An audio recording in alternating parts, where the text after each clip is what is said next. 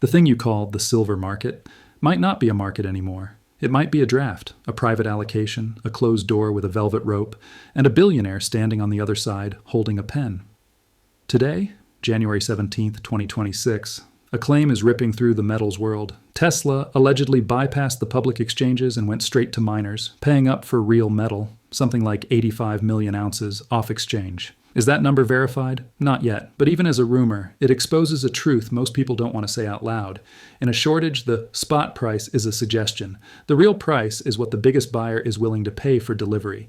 And if the biggest buyer is willing to pay premiums to secure supply, then the paper price you're watching on Wall Street is not the whole story. So in this video, I'm going to do three things: separate the viral claim from what we can actually confirm, show you exactly how a company can outbid the market without ever touching COMEX, explain what that means for you, especially if you're holding silver as a hedge, as insurance, or as your I don't trust them asset. Let's start with the uncomfortable part. If a corporation needs metal to keep factories running, it doesn't compete with you in the coin shop. It competes in contracts, shipments, and supply chains. It competes in places you can't even see. And that's where this gets dangerous, because you and I were trained to think price discovery is public. Charts, candles, headlines, the market. But physical commodities don't behave like a stock. When the last ounces get spoken for, the public price can stay calm, while the private price goes feral. Now, about that 85 million ounces. Let's put the scale in your hands.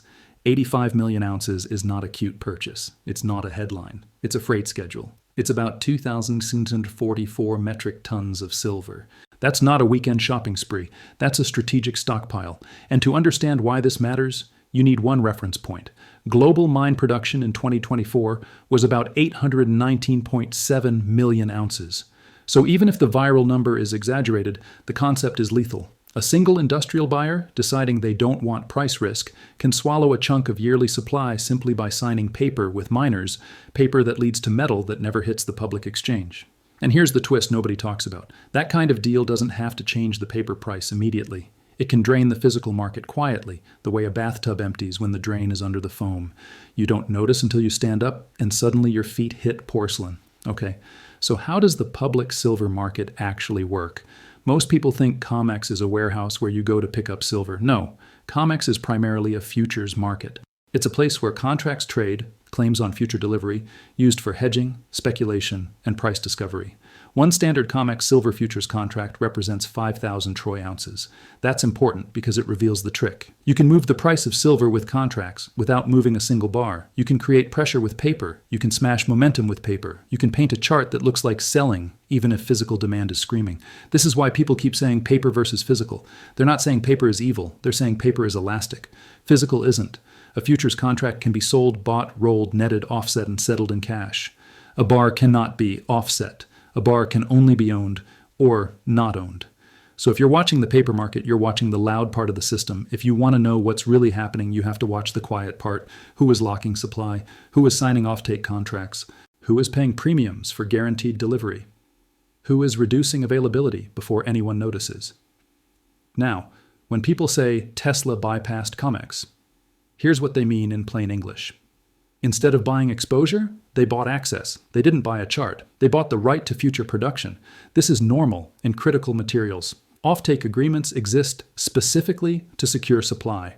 We've seen Tesla do this kind of thing in battery materials, signing long-term supply agreements, extending deadlines, negotiating terms, because factories do not run on vibes. They run on inputs, and inputs have to be guaranteed. So even if you don't believe the exact 85 million ounce figure, you should understand the playbook, because the playbook is real. Step 1, you look at a world that's tightening: export licensing, trade friction, inventory draws, industrial demand, geopolitical risk. Step 2, you decide that the market price is too unstable to rely on. You don't want to show up later and find out the metal exists, but not for you. Step 3, you go directly to the source: miners, refiners, supply chains, private vault logistics. Step 4, you pay for certainty.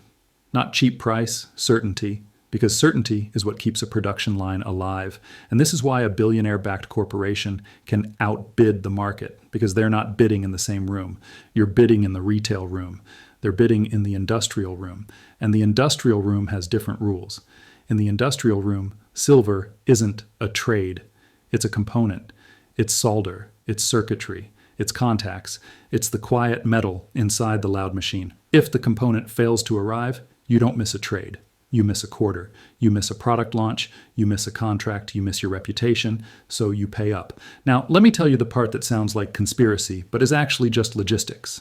When enough big buyers start paying premiums off exchange, the spot price can lag reality. Because spot is a reference, a benchmark, a public number discovered through liquid trading. But the physical market can become illiquid fast. And when the physical market becomes illiquid, premiums become the real price signal. Premiums are what you pay to jump the line. And when you see premiums rising while the paper price is calm, that's the market screaming in two different languages at once. Paper language, everything is fine. Physical language, we're running out. Now here's where the us versus them part becomes real. Retail investors are the last to know and the last to be served, not because anyone hates you, because that's how prioritization works when supply is tight. Industrial buyers get priority because they're buying size, consistency, and long-term contracts. Governments get priority because they regulate and influence trade flows. Large institutions get priority because they can clear, store, insure, and move metal at scale. Retail gets what's left. Retail gets allocations. Retail gets delays. Retail gets out-of-stock banners. And when retail finally sees the shortage, they all rush at once, and the shelf disappears. So if you're feeling like you're being locked out, you're not imagining it. You're watching the market split into two layers, the visible layer and the reserved layer. Now let's bring this back to Elon. Elon Musk doesn't have to corner silver to change the game. He just has to fear not getting it. And that fear is rational if the world is shifting toward export controls and licensing regimes. China, for example, has moved toward a licensing system for silver exports for 2026 to 2027, with a list of approved exporters. That matters because once a material moves into a permissioned export regime, it stops being a simple commodity, it becomes a strategic input, and strategic inputs don't stay cheap when the world gets tense. Now here's the psychological trap. When you see silver at $90 and you think, that's expensive, you assume demand will fall. But industrial demand doesn't behave like investor demand. Investors can walk away. Factories can't. Factories don't say, you know what, we'll skip silver this year. Factories say, find it, pay it, deliver it. That's why the idea of Tesla paying premiums is so powerful as a narrative. It signals that the metal is worth more inside a supply chain than it is inside a paper contract. Now let's be honest. Could a company buy 85 million ounces directly? It depends on structure and time. If it's spread across months, across multiple suppliers, with forward delivery, with refining timelines, with private storage, yes, the structure exists. Big offtake deals in commodities are normal. But the important point isn't the exact number. The important point is the direction of behavior. Are the biggest buyers acting like silver is abundant, or acting like silver is scarce? Because behavior tells you what price is coming. Not headlines, not memes, behavior. So what do you do with this? Here's the part where I'm not going to tell you to panic. I'm going to tell you to think like a system. First, stop confusing exposure with ownership. If you own paper exposure, you own price sensitivity. If you own physical metal, you own availability. Those are not the same asset in a stress event. Second, stop letting the chart hypnotize you. The chart is the public theater. The real battle is in delivery, inventory, and contracts. Third, understand the two prices. There is the benchmark price, and there is the get it in my hands this quarter price. When those diverge, the system is under strain. Fourth, if you hold physical silver, treat it like insurance, not like a lottery ticket. Insurance is boring until it isn't. Fifth, watch the signals that actually matter. Export controls and licensing. Industrial stockpiling behavior, persistent supply deficits, rising premiums and delivery delays, and any public admission from industrial leaders that silver availability is becoming a problem. Because when executives start talking about silver like it's a bottleneck, the window closes faster than people think. Now I want to speak directly to the retail investor who feels angry right now. You're not crazy for feeling the us versus them energy, because the structure is designed to serve size and stability first. But here's the move you still control. You control whether you play the paper game. You control whether your hedge is a contract or a bar. You control whether you want price exposure and or availability exposure. And if the next phase of this market is what it looks like, permissioned exports, industrial hoarding, and private offtake deals, then the thing that matters isn't what the chart says today. It's whether you can still get silver at all at the price you thought was real. So here's my challenge to you. Don't argue with strangers in the comments about whether Tesla bought 85 million ounces. Ask a better question. If the rumor is even plausible. What does that tell you about the market structure? Because markets don't break when everyone agrees. They break when the rules change quietly. And the quiet rule change is this. In 2026, silver is not just an investment. It's a strategic input, and strategic inputs get allocated. They get prioritized. They get locked. They get reserved. They get pulled out of the public pool. And then one day, people wake up and realize the spot price was never the price of ownership. It was the price of a promise. Now let's slow down and look at the plumbing, because this story isn't about one company. It's about a system that was built for liquidity, meeting a world that suddenly demands delivery. Here's the simplest way to picture it. There are 5 layers to silver. Layer 1, the headline layer. This is what you see. Spot price, futures candles, daily percent moves, talking heads. Layer 2, the contract layer. This is where most silver trading actually happens. Futures, options, forwards, swaps, ETP flows. Exposure changes hands constantly, and almost none of it asks for a bar. Layer 3, the warehouse layer. This is where metal sits inside approved vaults, tagged, audited, categorized. This is where the words eligible and registered start to matter. Eligible means the bar meets specs and sits in an approved warehouse. Registered means it's tagged for delivery against a futures contract. Eligible can become registered, but only if the owner allows it. Layer 4, the refinery layer. This is where the real bottleneck lives. Mining doesn't give you a perfect COMEX bar. It gives you ore, concentrate, doré, stuff that needs processing, purification, casting, assaying. Refining capacity is not infinite. If refiners are booked, the market can feel flush on paper, while the physical pipeline is jammed. Layer 5, the offtake layer. This is the private world. Long-term supply contracts, prepayments, volume commitments, priority queues. This is where industrial buyers quietly reserve tomorrow's metal today. The reason the Tesla rumor hit so hard is because it pulls your attention from layer 1 straight to layer 5. It makes people realize the metal can be spoken for long before it ever touches the exchange. And now the key question becomes, if a large buyer wants to secure physical silver, why would they ever fight it out in the headline layer? They wouldn't. Because COMEX is a price engine. It's not a supply guarantee. You can win a trade and still lose a shipment. So instead of buying the market, you buy a pipeline. You call the producers, you call the refiners, you call the logistics operators, you call the vault providers. You build a schedule that doesn't rely on public liquidity. That's what outbidding the market really means. It means you pay for priority in the real world, while everyone else watches a chart. Now let's talk about why the paper price can look like a lie without anyone needing to manipulate anything, because sometimes it's not a conspiracy, sometimes it's just structure. A futures price is designed to be liquid. It must allow huge volumes to trade with minimal friction, so it can't reflect every physical constraint in real time, because most traders in that market never want delivery, they want exposure. And if most participants want exposure, the price is discovered in the exposure arena. But if the physical world gets tight, the exposure arena becomes a distortion mirror. Here's how. Imagine a nightclub with a sign that says, entry, $20. Inside, there are 200 seats. Outside, there are 20,000 people holding $20 bills. The price on the sign doesn't change right away.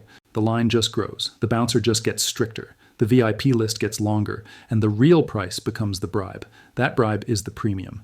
Premiums are where scarcity shows up first. That's why you get this weird situation. Spot price drops $1, and your dealer raises prices. The chart says down, the shelf says gone. That's not a glitch, that's the split. Now, I know some of you are thinking, okay, but how do I know what's real if everything can be distorted? You look for friction. Markets hide stress until friction appears. So here are the friction points to watch in a silver squeeze environment. Delivery delays. When lead times stretch, someone is rationing supply. Premium expansion. When premiums rise faster than spot, physical is tightening. Backwardation and unusual spreads. When near-term metal becomes more valuable than future metal, the market is paying for immediacy. Vault category shifts. When eligible metal is repeatedly moved into registered, it suggests delivery demand is pulling metal into the deliverable pool.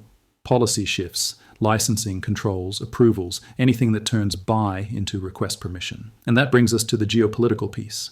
Export licensing regimes change behavior even before they change volume, because the moment a government says only these companies can export, the buyer hears access is conditional. And conditional access triggers stockpiling. Not because someone wants to be evil, because procurement people don't get fired for overbuying. They get fired for running out. Now let's address the other uncomfortable question. Why would Tesla care about silver enough to do any of this? Because silver is one of those metals that sits inside modern life like a hidden nerve. It's used in high conductivity contacts. It's used in electronics. It's used across electrification infrastructure. It's used in solar. It's used in data centers. It's used in the invisible plumbing that makes your digital world real. So if you're building a future that is more electric, more connected, more AI-driven. You are building a future that uses more of the metals that carry electrons efficiently, and silver happens to be one of the best conductors we have. Now let's be clear, I'm not saying Tesla owns your silver. That's the tidal energy. That's the emotional angle. What I'm saying is this: if industrial giants start reserving supply directly, the marginal ounces, the ounces that set the price for everyone else, become scarce. And the marginal ounce is what matters. In commodity markets, the price is set at the margin, the last buyer, the last available unit, the last deliverable bar, so you can have a world where there's plenty of silver in total, but not plenty of deliverable silver at the time and form the market needs. And that's when the paper market starts producing bizarre, confusing signals. Now let's put more numbers on the table because the supply-demand picture matters here. The global silver market has been running persistent deficits in recent years, meaning total demand has exceeded total supply. When a market runs deficits, it eats inventory. It draws down available metal. It tightens the buffer. So if you then add in export friction, industrial stockpiling, investor inflows, and fear-driven hoarding, you get a setup where the public price becomes a lagging indicator. Not because the price engine is evil, because the price engine is responding to what is most liquid. And physical scarcity is the opposite of liquid.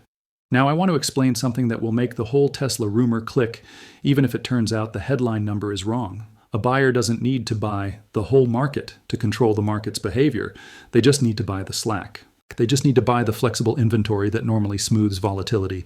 They just need to reduce the cushion, because once the cushion is thin, small shocks create violent moves. That's how squeezes happen. Not by owning everything, by owning the part that was supposed to be available when someone needed it.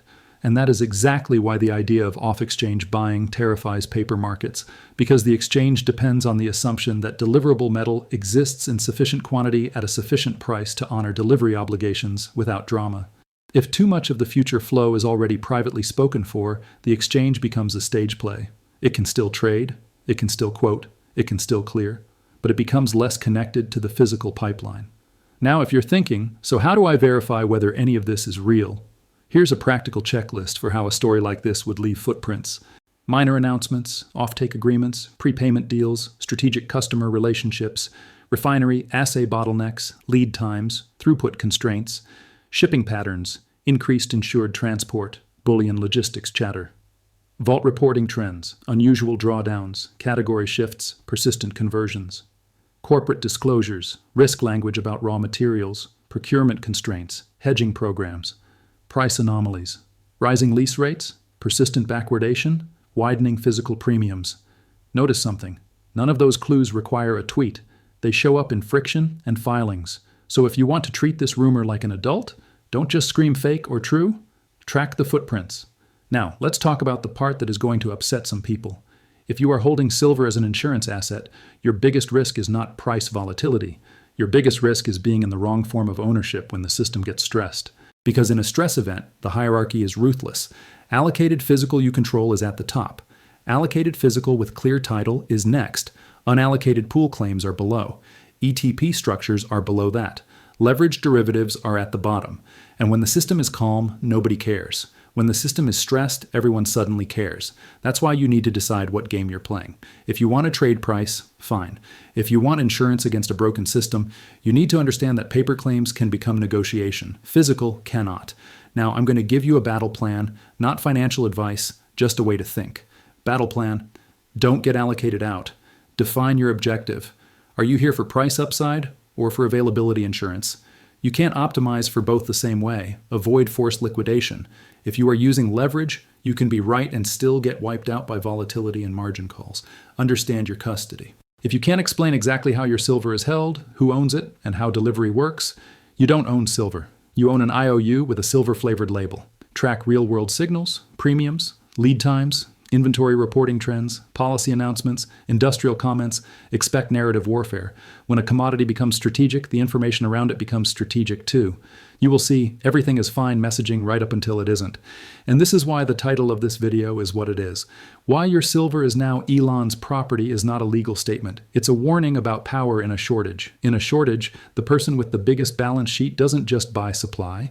They buy priority, they buy silence, they buy the right to be first, and everyone else finds out later. So when you see a rumor like Tesla bought 85 million ounces, don't just laugh or panic. Read it as a symptom. A symptom that the world is starting to treat silver like a strategic input. And when the world treats something as strategic, it stops behaving like a normal market. It becomes allocation, it becomes access, it becomes who gets served first. And that is the real story of 2026. Not a chart, not a candle, a queue.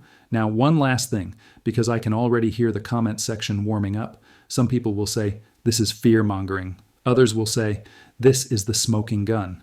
Here's my position. Even if the Tesla number is wrong, the structure is right. The market is becoming two-tiered. Public benchmark pricing on one side, private secured supply on the other. And if you want to survive that shift, you have to stop thinking like a spectator and start thinking like a procurement officer. Because procurement officers don't ask, what's the spot price? They ask, can you deliver? When? In what form? At what premium? With what guarantees? That's the mindset shift. And once enough big buyers shift into that mindset, the paper price becomes the last place where reality arrives. So yes, keep watching the chart, but don't worship it. Watch the quiet signals. Watch the physical behavior. Watch who is reserving tomorrow. Because in a real scarcity event, the price doesn't move first. The metal moves first, and the price follows, after the doors are already closed. And yes, you might feel this first in the most ordinary way possible. You walk into a shop, you click Add to Cart, and the same product that was in stock yesterday is suddenly pre-order, or the premium jumps 8%, 12%, 20% overnight. Not because the chart exploded, because the dealer's supplier just repriced the next shipment. That's the consumer-facing edge of allocation. So if you're building a position, build it with rules and patience. Don't chase a spike. Don't use leverage. Don't confuse a temporary dip in paper price with an easy physical fill. Think in tranches. Think in time, think in availability, and if you're holding for insurance, prioritize simplicity, clear ownership, clear custody, and a plan for what you'd do if the world suddenly made delivery complicated. One more thing. Rumors like this spread fastest when a market is under pressure because everyone is trying to answer the same question. Is there enough metal? That's why you should treat every viral claim as a prompt to verify, not as a conclusion. If you can't independently point to contracts, filings, supply chain statements, or consistent inventory behavior, you keep it in the possible bucket. But you also don't dismiss it just because it sounds extreme. Extreme is exactly how shortages feel right before they become obvious. So here's the line I want you to remember. Price discovery happens in public. Allocation happens in private.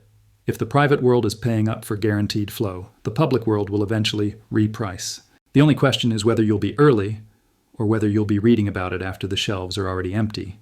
And if you want the simplest tell, watch delivery, not opinions.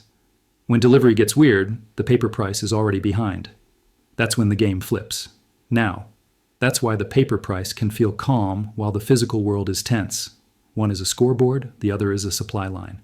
And supply lines don't care about your chart. They care about tonnage and timing. Okay, if you made it this far, drop one word in the comments. Allocation. Because that word is the entire story. Subscribe, stay sharp, and remember, in a real shortage, the richest buyer doesn't buy silver.